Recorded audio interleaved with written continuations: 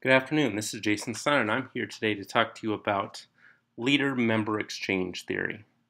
And this is a research-based theory that can apply to both in the educational setting and in the business world.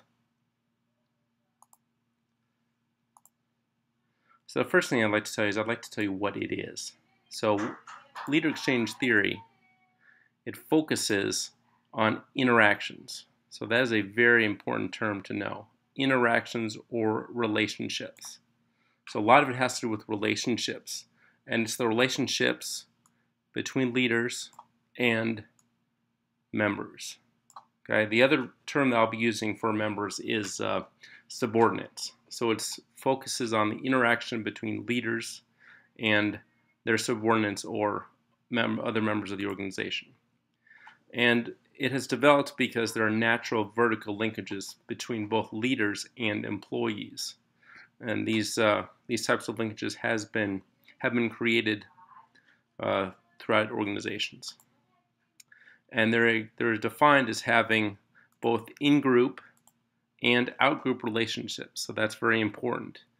People can be members of the in-group, or they can be members of the out-group, and I'll go through those more on a little bit. But again, there are two types of relationships. An employee or a subordinate can be a member of an in-group with their leader, or they can be a member of an out-group with their leader. And it depends on the type of relationship that they have with their leader will be dependent upon the type of relationship that they have with will depend on which group that they are in. And membership in the group depends on the subordinate relationship, as I mentioned before.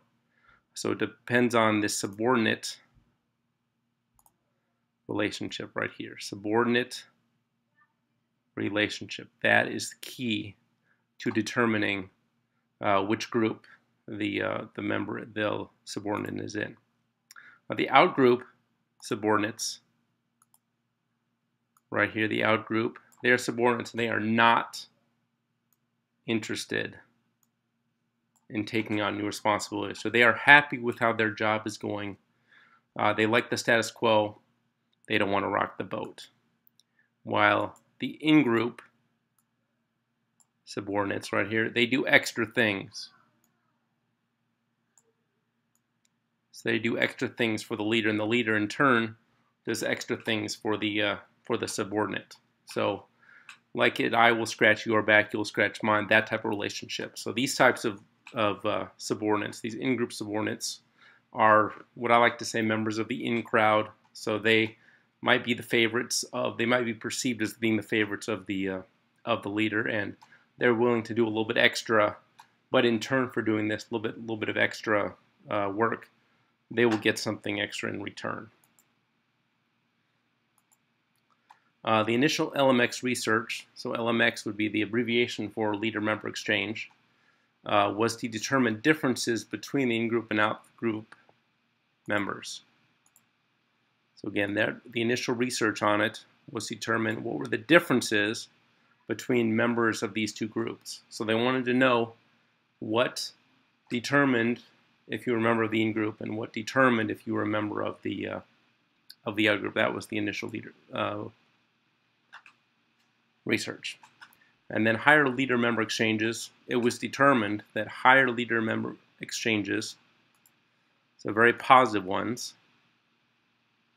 so better relationships, they led to lower turnover, so fewer people would leave the organization, and there would be a better work environment, and thus there would be an increase or better overall productivity within the organization. So again, if there's a better relationship between the leaders and their subordinates, then there would be a better work environment, increase in overall productivity. And then there are three relationship making phases. And the first one is a stranger phase. This is where the subordinate, right here, stranger phase, this is where the subordinate thinks of themselves first. So yes, there is a relationship, but instead of wanting to work with the leader, they are looking out for themselves. The second one is the acquaintance phase. Okay, there's focus more on group success, and this is still in the getting to know phase of getting to know the leader. As you can tell with this word acquaintance, when someone is an acquaintance to you, you kind of know them, but they're not your best friend, but you're starting to get to know them better. And then the final phase is the mature relationship phase. So this is the final one, mature relationship. There's a high degree of reciprocity between the leaders and subordinates. This is where you get the members of the in-group. So when there's a mature relationship, you have these in-group people and the out-group people, and they are much more defined roles. This theory benefits employees who develop high-quality relationship. So again, it's very beneficial for employees with high-quality relationships. So these are the employees that do better off in this theory. Okay, so this theory also describes leadership, so we can describe it, and it prescribes leadership. So it's twofold. It describes how leadership should be, and then prescribes what the leadership should look like. So it's both a description and a prescription. And then again, it also recognizes the existence of both in and out groups within organizations. Out-group members, even though they're not members of the in-group, they are still treated very fairly. So these out-group members, they're still treated fairly. And even though they're not given favors, so they're not given any special treatment, but again, they're still treated fairly with respect and so forth. Dyadic relationship, very important. Very important. So dyadic, which is a two-person relationship. Leader-member exchange, it's in the title. So the dyadic relationship is the leader and the member. Very important part of that theory, the centerpiece of the theory. And the importance is effective communication. That is very important as well. So if you have effective communication, there's probably going to be a good relationship between the leader and the member. So again, effective communication, very important, very beneficial. And also leaders avoid letting personal bias determine in-group leaders, or in-group membership, I should say. So they avoid bias. So bias has nothing to do with whether you're a member of the in-group or not. It is all based on your, basically it's based on your performance. Leaders must be fair and equal in their treatment of subordinates. They've got to be fair, got to be equal, and that is to avoid litigation, things like that. You get into a slippery slope when you're not fair and equal. So basically, fairness and equality, and that's in any relationship. You have to be fair and equal with each one. That can be in an outside business organization, and it could be in a school. So that goes for both. And the theory has been validated using real outcomes. And then sometimes the theory gives an appearance of discrimination. So sometimes, again, appearance of discrimination. But as we know, as I've set up here, that the leaders are fair and they're equal. So they do treat subordinates the same. And it's just the members of the out group might not get special. Even though they're treated well and fine, they might not get the extra benefits that the subordinates would get for putting the extra work in. And then leaders, it's important leaders create quality relationships with all subordinates. So all the subordinates should have a quality relationship with the leader. And the LMX theory, leader membership exchange theory, is often studied in isolation. So it's unknown if other variables have an impact on the dyadic relationship. So we don't know that yet. Because again, like I said, they study it in isolation. And the ideas are presented throughout the theory are applicable throughout many different types of organizations. So like I said before, schools, and businesses you can apply this theory to. So in summation of the theory, centered around leader-subordinate relationship, very important. Dyad, group of leaders and subordinates are important. So it's important. Groups of two, so leaders in a subordinate relationship, very important.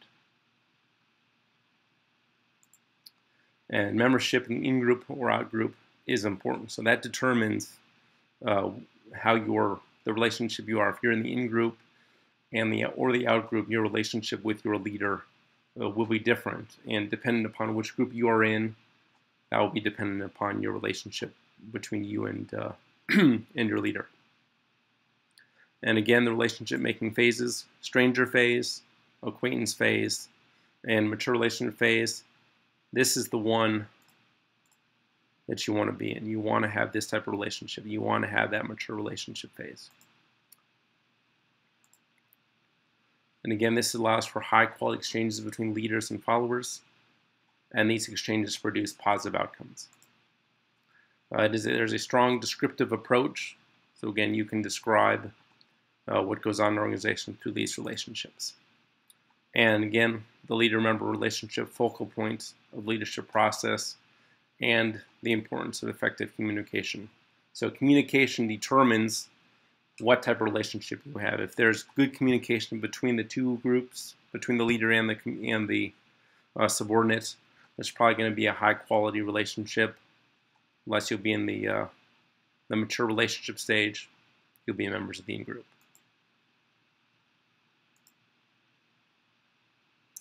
Okay, I'd like you to complete the LMX 7 questionnaire, which is located on Sakai, and please bring the results to class on Saturday for discussion. I will show it to you right now. This is the LMX questionnaire, and it is to describe relationship with either your leader or your subordinate.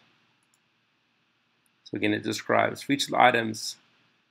You integrate the degree which you think the item is true by circling 1. So, and again, you can describe relationship either leader or subordinate.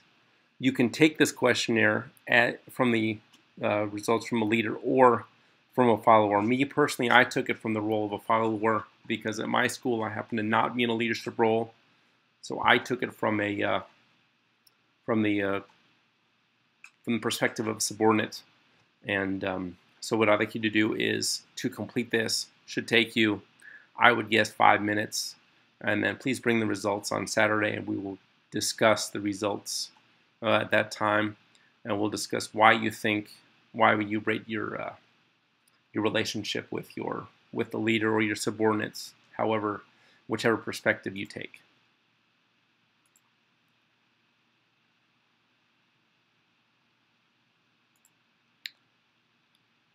Again, please complete the questionnaire located on Sakai. Bring results to class on Saturday for discussion. And then the purpose of the LMX assessment, it measures 3 dimensions of a leader-member relationship. And again, you can take it as either a leader or a subordinate. It measures respect, it measures trust, and it measures obligation. 3 things, 3 dimensions. It also assesses the degree to which leaders and followers have a mutual respect for each other's capabilities, feel a sense of reciprocal trust, and have a strong obligation to each other. And these are all ingredients of strong partnerships.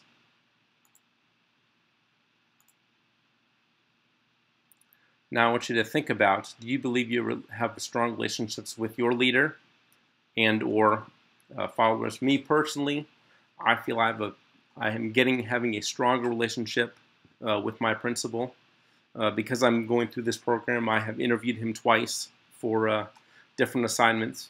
And I think that because he and I have been talking a lot about leadership, I think our relationship has become closer than it was when he first got to the school. So I think when he first got to the school, I really didn't have much interaction with him other than talking to him in passing. But I think now that I'm I'm learning more about leadership, I have a much stronger relationship with all of my administrators, really. Not only the principal, but also the couple of the other vice principals who I've interviewed as well for assignments for various classes, and just to get their opinions on leadership and try and learn things about leadership from them, because I feel that they do a pretty good job of leading. And now I'm going to talk about the case studies in our book.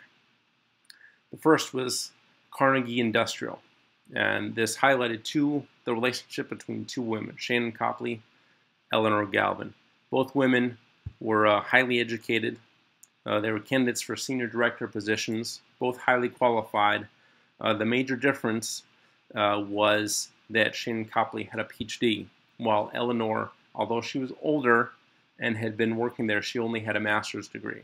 And this probably led to the reason why she didn't receive the position, but they both were highly qualified to get the job. And but in the end, Shannon Copley was given the new position. Galvin was her second in command. Unfortunately, there was some poor communication through this when the new jobs. Galvin was not comfortable with her new role. She didn't understand what the chain of command was. She thought that she reported directly to the head of the company, when in fact she reported directly to Copley. And there's issues and a breakdown in communication between the women because there was a performance review towards the end, and Copley was the one to give Galvin her review and said that she did an outstanding job, and but Galvin didn't understand that Copley was the one to give her the performance review. She thought it would be the CEO, so there was a breakdown in communication. Unfortunately, this breakdown in communication led to Galvin threatening to quit if she was not given full-time position, even though she knew because of budget constraints there was not money to give her a full-time position. She broke down in the office of Copley and threatened to quit if not given a full-time position. So I think because of the communication breakdown between the two, the relationship between the two, there was distrust between Galvin and Copley. Unfortunately, they were going for the same role.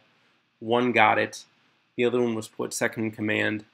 Not as comfortable relationship as there could have been. Not as effective communication led to a breakdown in their relationship, and ultimately led to Galvin threatening to quit if not given a full-time position. And you can see this happen too if they're in a business world teaching. If maybe one person, maybe two teachers are going for the same role, maybe a vice principal, one gets it, another one does not. It leads to bitterness, and so leads to bad things. So you want to have effective communication between the two parties. That is important. That is very much important. The second case study was Schulich Medical School. And this specifically highlights the Department of Physiology and Pharmacology. And Dr. Jane Rylett, she was the brand new chair of this department. And this department had 60 faculty members dispersed across the city, so it was a large research-based university. What you want to do is you want to have a more cohesive department. Because these faculty were dispersed all across the city, they weren't very cohesive. They didn't see each other a lot. The morale was low. They were kind of doing their own thing, so she wanted to improve that. She wanted to improve morale. She wanted to increase the executive committee membership so that more professors and faculty members had a say in how the department was run. And another thing she wanted to do is she wanted to change the makeup of the executive committee to have not only faculty members that have been there a long time, but also some of the newer ones, less experienced. This would bring more diversity to the leadership committee, and would hopefully bring about change the department to be better off for the school. And some of the things that she changed is that she wanted all staff to understand the importance of teaching commitments. Previously, most of the staff members were focused on their research and not their teaching, so some of them would not do the teaching that they were required to do. And because of this, again, their performance rating was not based on everything they had to do. Most of their performance was based on the research, the grant money that they brought into the university, which unfortunately is the way it is in many colleges and universities today, your performance review is based on how much grant money you can bring in your research and not your teaching, which I think the more value that they put on the teaching aspect of professors and faculty at the collegiate level, the better off higher education will be. And the change of culture of performance. So again, she wanted to change how faculty's performance were measured. That was important. She wanted to change the performance of faculty and measure to include teaching and department involvement. So she wanted to go away from just having the research component be part of their evaluation, but she wanted to add that as their department involvement as well as their teaching commitments. And then some last takeaway ideas. Multiple groups throughout organizations, so then you have in-groups and out-groups throughout organizations. You can have multiple in-groups and multiple out-groups throughout an organization. So we know that you can be members of in-groups and out-groups at the same time. It just depends on which group you are. Their high-quality leader-subordinate relationships are very important. Effective communication is very important. This leads to productive, positive organizations. And I'd like to thank you very much for letting me give you this presentation. I look forward to seeing you on Saturday, and I look forward to discussing your results to the LMX 7. Thank you very much. Have a wonderful day.